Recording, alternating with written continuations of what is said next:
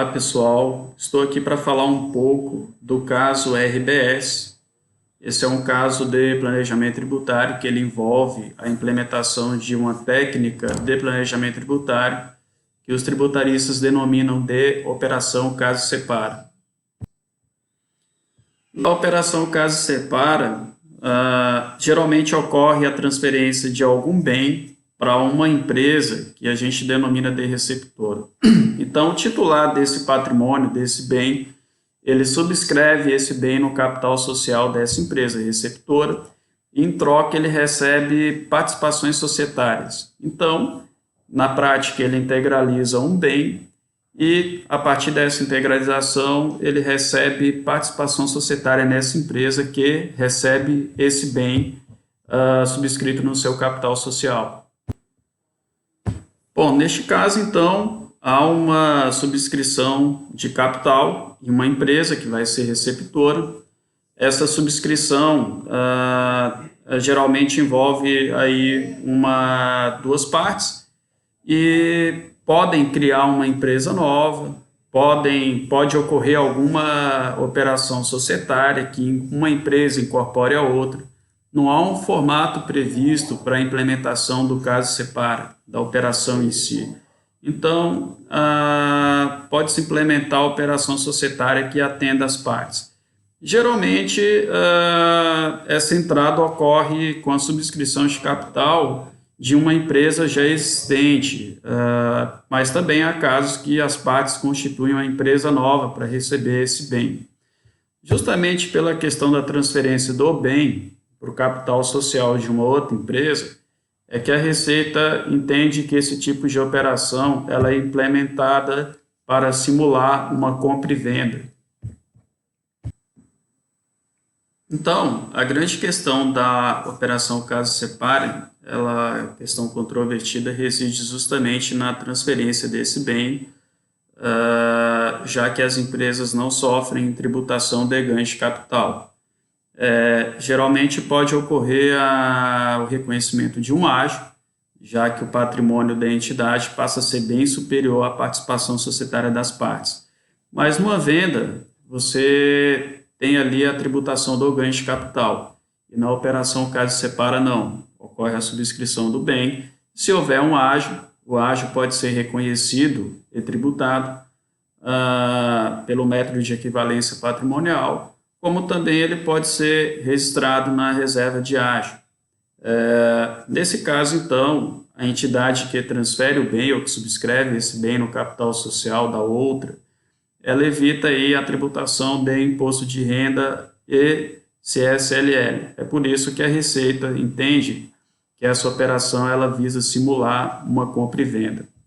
O importante frisar é que, muito embora as duas empresas elas façam uma espécie de casamento, aí elas na sequência se separam. Então, não há um affect societatis entre as partes. Geralmente, a operação realmente é usada para transferência de ativos, por isso que é muito controversa. E foi isso que, em tese, ocasionou a atuação ali da RBS, no caso em que se implementou uma operação em que houve o casamento e a separação aí com a telefônica. Então eu vou falar um pouco desse caso, vou relatar fazer um breve relato do que aconteceu e depois aí na sequência eu vou falar a respeito dos requisitos que podem ser extraídos desse caso para a gente evitar atuações quando implementar a técnica de planejamento tributário denominada caso separa. Bom, então o caso RBS, como eu disse, começou lá atrás, em 1996, a Nutec Informática criou o provedor de acesso NutecNet. No mesmo ano, então, a RBS acabou ingressando como sócio nesse empreendimento da Nutec e subscreveu um aumento de capital na empresa.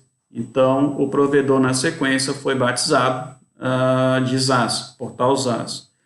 A Nutec, então, passou a ser controlada pelo grupo RBS, sendo que os antigos sócios passaram a ser minoritários com a participação de 15%. O problema todo ocorreu após aí o ingresso da Telefônica. A Telefônica foi uma investidora que estava realmente disposta a investir no Portal ZAS e realizou uma subscrição de capital social relevante na Nutec. Então ela virou acionista da Nutec e passou a ter o percentual de 16,67%. Houve uma pequena diluição aí da participação dos minoritários, que passaram a ter 12,50%, e também da RBS, que de 85% passou a ter 70,83% do capital. Ocorre que, 50 dias após o ingresso da Telefônica, então a RBS se valeu do direito de retirada que existia num contrato, que foi entabulado entre as partes. Então, 50 dias após o ingresso da Telefônica, a RBS exerceu o direito de retirada e saiu da Nutec.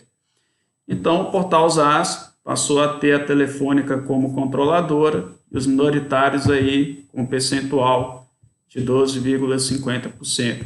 Na sequência, o Portal ZAS virou a Portal Terra e assim permanece até hoje. A questão aí é que a Receita Federal entendeu que a RBS, enfim, ela implementou a Operação Casa e Separa a partir do ingresso aí da Telefônica, que acabou investindo muito dinheiro dentro da Nutec. A retirada da RBS ocorreu para elidir, então, o pagamento de imposto de renda e contribuição social sobre o lucro líquido. Se a RBS fizesse a operação padrão, como a Receita entendia que seria a venda das suas participações diretamente para a Telefônica, ela teria uma tributação aí, mas na prática, com a entrada da Telefônica, subscrevendo capital na Nutec, e a partir daí a RBS saindo e deixando tudo com a Telefônica, não houve qualquer tributação de ágio que a RBS teve, já que o seu capital posterior era bem maior do que o capital lá atrás, quando ela ingressou na Nutec. Então a Receita entendeu que essa operação, na realidade, foi um artifício usado pela RBS para evitar o pagamento de tributos. Após a atuação, a RBS começou a discutir o caso no âmbito da Receita, que foi parar no CAF, e a partir daí deu a última palavra sobre a questão. No CAF, após diversos desdobramentos, e em última instância dentro do CAF, a Câmara Superior, então, decidiu o caso em 2011 e cancelou o auto de infração por 6 votos favoráveis à RBS e 4 contra. Esse acórdão foi lavrado aí de número 9101-00900. Está disponível no site do CAF. Então, tem todos os fundamentos ali do acórdão. Em breve resumo, os conselheiros entenderam que a Receita não conseguiu comprovar que, de fato, houve uma operação Casa e Separa implementada sem substância e propósito negocial, com o fim simplesmente de não pagar tributos. Então, os conselheiros entenderam que a Receita não logrou demonstrar que a operação foi implementada com esse objetivo, de não pagar tributos. A partir desse caso, então, a gente consegue extrair alguns requisitos que os conselheiros entenderam válidos para poder afastar o auto de infração. Então, eu vou estar nominando cada um deles aí na sequência.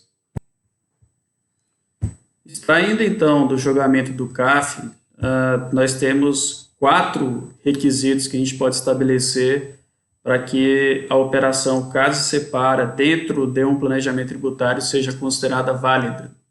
O primeiro desses requisitos, então, é um lapso temporal razoável de saída. A entidade que subscrever capital em outra não pode, em curto espaço de tempo, promover sua saída. É o que o pessoal chama de saída relâmpago.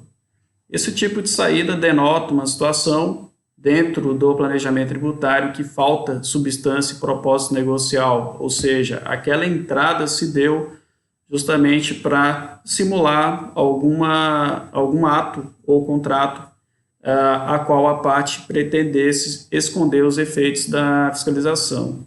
O segundo requisito seria se caso haja que eventual contrato de subscrição de cotas ou ações nessa nova entidade não pode de forma nenhuma caracterizar um contrato de compra e venda de cotas ou ações. O contrato de compra e venda ele é regulado pelo Código Civil e tem ali alguns requisitos. O primeiro deles, mais importante, é que tem que haver a identidade das partes e uma contraprestação em dinheiro. Evidentemente que na operação caso separa não há um pagamento em dinheiro, né?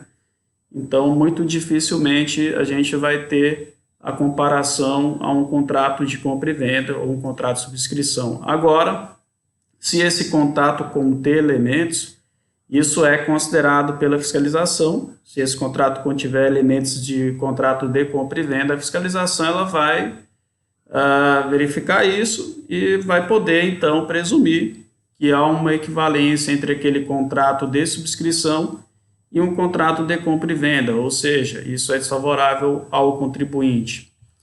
O terceiro requisito que a gente também elenca para a validade desse tipo de operação é que tem que haver algum tipo de razão extra-tributária para o ingresso do subscritor na nova entidade.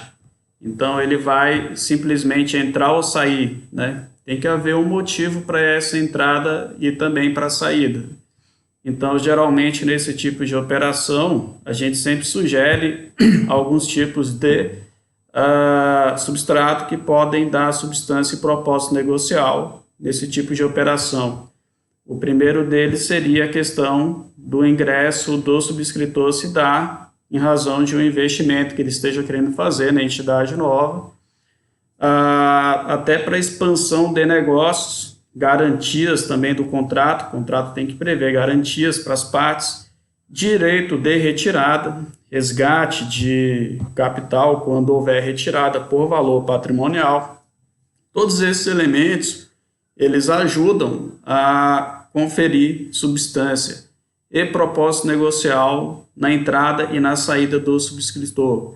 Então, não fica aquela impressão de que a entrada ocorreu somente para subscrição de um capital e para saída posterior, saída relâmpago. Por último, o último requisito que a gente pode elencar para a validade dessa operação é, de fato, que caso haja um ágio na subscrição desse capital, que esse ágio deve ser reconhecido, né, na entidade, ele também deve ser desmembrado do custo de aquisição e registrado e apurado na entidade receptora, ou seja, aquela que recebeu de fato o bem. Uma vez esse ágio reconhecido e registrado, ele pode ser efetivamente pago ou pode ser alocado como reserva de ágio e depois aí se dá a equivalência patrimonial das entidades. Fazendo-se isso, o contribuinte então evita o risco de a Receita via nominar que essa operação se deu justamente para evitar que houvesse um pagamento de ágio ou elidir o pagamento de eventual ganho de capital. Então é isso, pessoal. Se vocês puderem observar, eu coloquei alguns slides, basicamente resumindo o que eu estou falando aí a respeito desse caso da RBS. Também os slides contêm ali o número do acórdão e também os requisitos que a gente entende válidos para dar validade para essa operação caso separa. Quem quiser também tem um texto resumindo aí toda a operação caso separa, que vem a ser um conceito e os requisitos de validação. Lembrando que a técnica de planejamento tributário operação caso separa, ela está também tratada no livro Protocolo para Tomada de Decisão. Então, ela faz parte do protocolo, aquele protocolo que a gente usa ali para validar planejamento tributário, ele contempla também a técnica de casa e separa. Então, esse vídeo e o texto também que tem no site são complementares, né, ao que está tratado ali no protocolo. Muito obrigado, até a próxima.